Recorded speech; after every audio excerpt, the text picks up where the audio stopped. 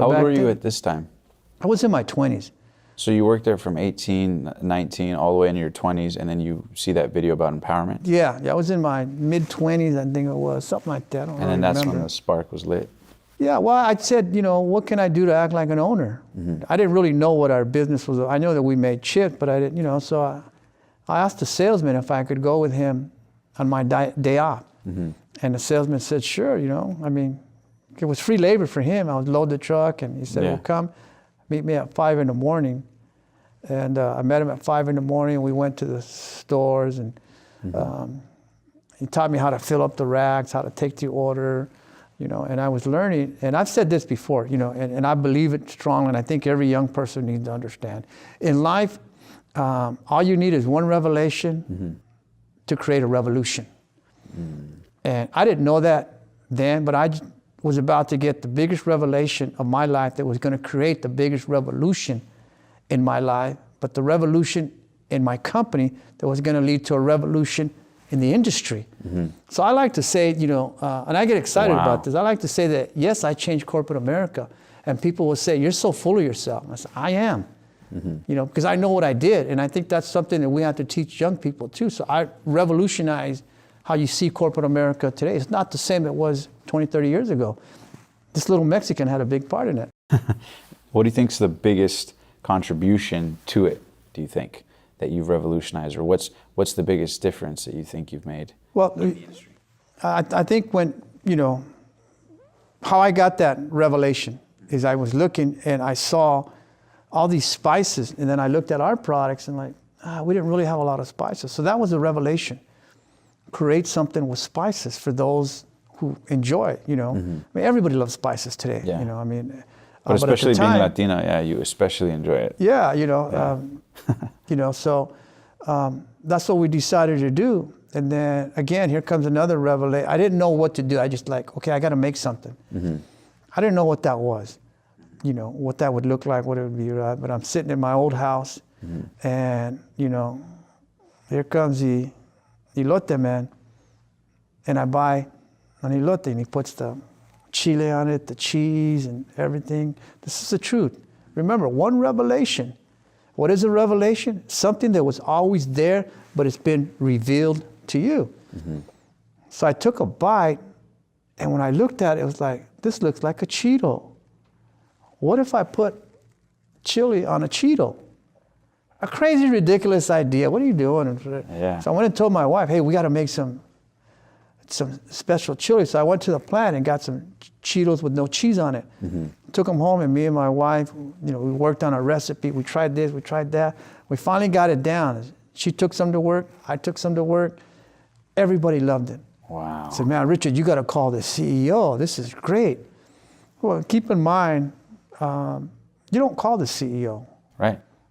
I didn't know any better. That's what I'm saying. Sometimes you've got to be willing, to do the things that you're not sure of. And at the time, you were a janitor during this time? So you're doing all this as a janitor, thinking about it like a marketer, thinking about it like a businessman, and you're a janitor, not even taking into consideration that there's any limitation. You're just going for that revelation. Wow. Because I believe the CEO. I believe the CEO when he said you are empowered. This is a warning and a blessing to every CEO in America. Don't tell your people that they are empowered if you yourself don't believe it. Because once somebody gets going, it's too hard to stop them. And I don't know who said this, but somebody said, once a man's mind has been stretched, it never returns to its original form. Yes. So many times CEOs have gotten in trouble because you're empowered, and all of a sudden, the employees don't feel empowered. So that's something, if you don't believe it, don't say it. And if you do believe it, allow them the opportunity. Well, this CEO was challenged himself. What was his name? Roger Enrico. Roger Enrico. He just passed away, and he was my mentor and just one of the greatest marketers in the world of all time, but I know it was also a challenge for him, because he threw that out. And then here somebody was taking him serious. It's just like, sometimes I think leaders will say, hey, you're empowered, And all the managers know that, but for you guys, we're just kidding. Because we need this to be out there that this organization is empowered. Acts like this, yeah. And that happens today, you know, for PR purposes and whatever. You know, so I, you know, called them up. And that was in itself an incredible experience because, again, I didn't know you weren't supposed to call them. Yeah. You just found his number. Well, in those days they had phone books, you know. Yeah. Today it's email, right? Yeah. But in the old days they had company phone books. So okay, the so CEO like an internal would be phone there. book. Yeah. Yeah, if you wanted a director in Kansas or whatever, you'd find it. So and the CEO of Frito-Lay? Yeah. So the CEO of Frito-Lay's number is just right there. Yeah, he's Janitor, you call him. Yeah, No you know, and when you're the CEO of the company, only another president of the division would call you. Right. So until Mr. Montanez came into the picture. Yeah, you know, so his executive assistant, who was an executive assistant, she knew something because she said, you know, who are you? And I said, well, you know, Richard Montanez. She said, well, what region do you run?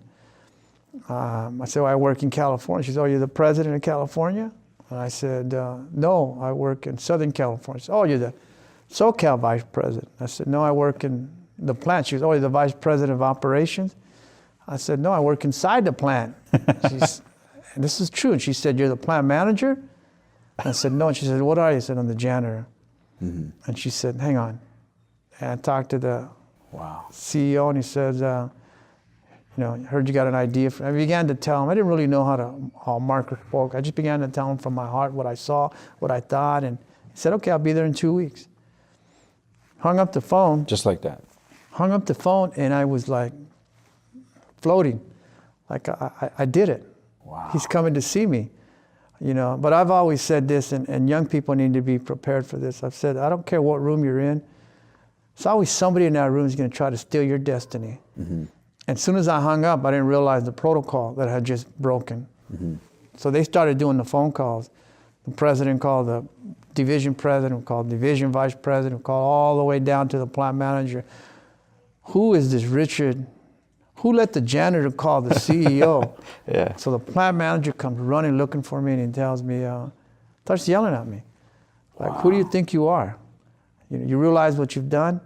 You know, everybody's coming, you know, and I didn't know. He goes, you're doing the presentation. And I remember I thought, man, I've never even done homework. How am I going to do a presentation? Yeah. So I go home. To the CEO of Frito-Lay. Yeah, you know, with the chief marketing officer, chief financial officer, everyone was there. And went home, told my wife, and I told her, hey, I'm in trouble, you know, and told her what happened. And, you know, her strength, you know, the leadership of a woman is just so powerful. It's incredible. You know, I mean, people don't know. You know, follow a woman, man. You know, a woman will get you there. A woman will protect you. A woman will teach you there. And I've learned that from my grandma, my mom, and my wife. I'll take a leader over me any day. You know, so she said, you know, calm down. You know, we'll just go to the library and we'll check out a book on how to develop a marketing strategy. So I went to the library. She calmed you down just like that? Yeah. Just said, let's go to the library, no big deal. She's a brilliant woman. You know, and that's why I've said, you know, we have to understand that brilliance isn't a diploma on the wall. Not to take anything away. Right. But it isn't. Every child is born as a genius. Over the course of the year, it begins to die out because the world begins to tell people that you're not brilliant, your creativity is just because somebody doesn't see my creativity should never be the factor in why I'm stopping. You know, and my wife has always been brilliant, you know, so we actually copied like 3 or 5 paragraphs and we put them on transparency. Because remember, that was the technology of the day. Right. We put them on transparency. And I went and I bought my first tie I should have wore it today, for $3.50. Not this tie. Oh, yeah. My first tie, $3.50. Wow. And my neighbor made it in a knot the night before. Oh, so it was ready to go in the morning. I just put it, because I didn't know how to tie a knot. What color was the tie? It was black with blue and red stripes. Wow. Little skinny tie. You still have it? I still have it. Wow, that's incredible. I think I have a picture of it. I'll show it to you later. Yeah, so you wear the tie, you're ready to go in the morning.